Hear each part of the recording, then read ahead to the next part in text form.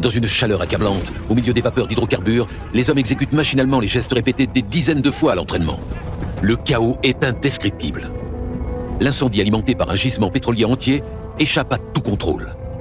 Secourus par un bateau ravitailleur, les hommes de Deepwater ne peuvent que contempler, impuissants, l'étendue du désastre. Tous savent que l'enfer ne fait que commencer. En pleine nuit, les gardes-côtes qui ont reçu le message de détresse de la station font route de toute la puissance de leur machine en direction du sinistre. Au petit matin, des navires-pompiers se rapprochent au plus près de la fournaise pour combattre l'incendie. Peine perdue. Le 22 avril, à 10h21, la station pétrolière Deepwater Horizon, blessée à mort, sombre avec 2 600 000 litres de pétrole à son bord. Le tube d'acier qui relie la station au puits se tord sous le poids du géant à l'agonie, puis se rompt, vomissant un flot intarissable de pétrole brut au cœur de l'océan. Des millions de litres de pétrole par jour. Le 2 mai, pour atteindre la fuite et la colmater, BP lance le forage de puits de secours. Mais le chantier va prendre des mois. La course contre la montre est lancée. Tout l'arsenal est déployé. Barrage de confinement flottant, brûlage contrôlé, tentative de réactivation du bloc obturateur à l'aide de robots sous-marins. Mais rien n'y fait. L'état d'urgence est déclaré. Au 15 mai, toutes les tentatives de BP pour stopper la fuite ont échoué. Les gardes-côtes autorisent l'utilisation du Corexit 9500, un puissant dispersant de pétrole, sacrifiant ainsi l'écosystème marin au profit de la sauvegarde des côtes. Au 21, alors que les débats font rage pour déterminer à qui revient la responsabilité juridique de la catastrophe, des centaines de kilomètres de côtes ont déjà été touchés.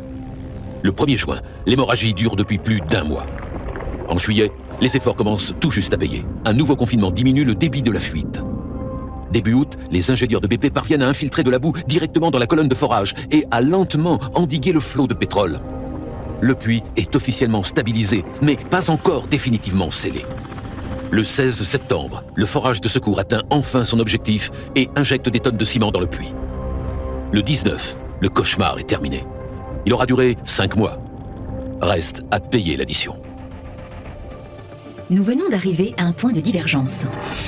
Un point de divergence est un événement clé, un carrefour dans notre histoire où notre monde peut basculer d'un côté ou de l'autre.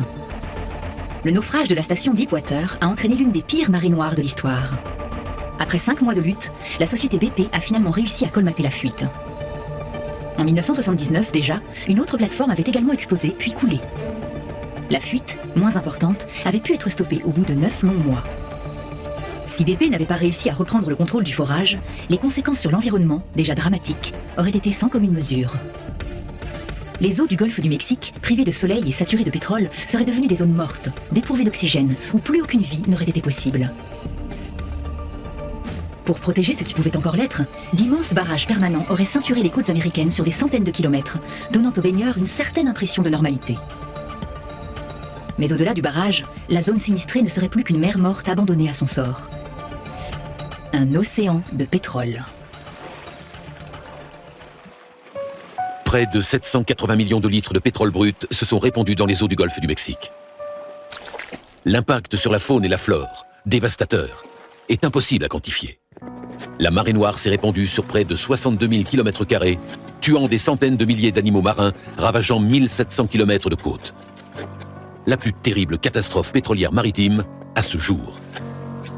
Pourtant, en comparaison avec l'impact global de l'industrie du pétrole sur notre monde, il ne s'agit malheureusement que d'une goutte d'eau.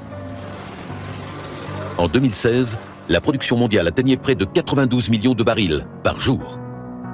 Extraire et transporter tout ce pétrole pose des problèmes géopolitiques délicats, attise les convoitises.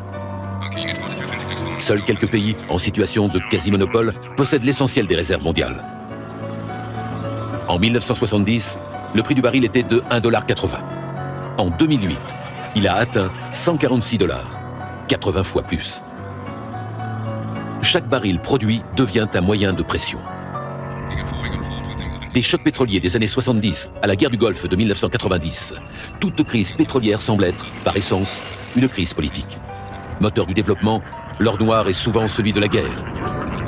Les enjeux économiques et stratégiques sont colossaux, tout comme l'implication directe du pétrole dans l'émission des gaz à effet de serre, reconnus aujourd'hui comme principaux responsables du réchauffement climatique. Coincée entre diminution des réserves, guerre, enjeux financiers et défis climatiques, l'humanité semble contrainte, sous peine de tomber en panne sèche, de trouver de nouvelles solutions énergétiques.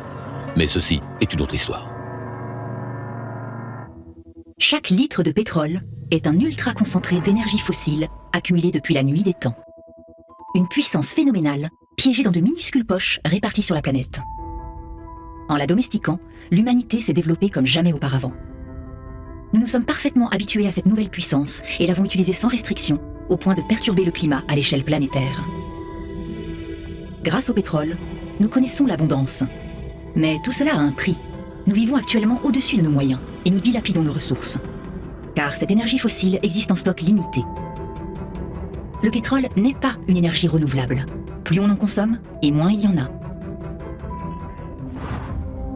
Alors que la demande ne fait que croître, l'offre ne peut, à terme, que baisser, alimentant les tensions. Le débat sur l'après-pétrole soulève d'innombrables inquiétudes. Certains estiment qu'il faudrait arrêter immédiatement toute combustion d'hydrocarbures. D'autres refusent de sacrifier leur style de vie et misent sur la science pour trouver de nouvelles sources d'énergie. La solution, comme souvent, est peut-être entre les deux. Une chose est sûre, une période de changements importants s'annonce. Des changements au moins aussi importants que ceux qui ont suivi la découverte du pétrole.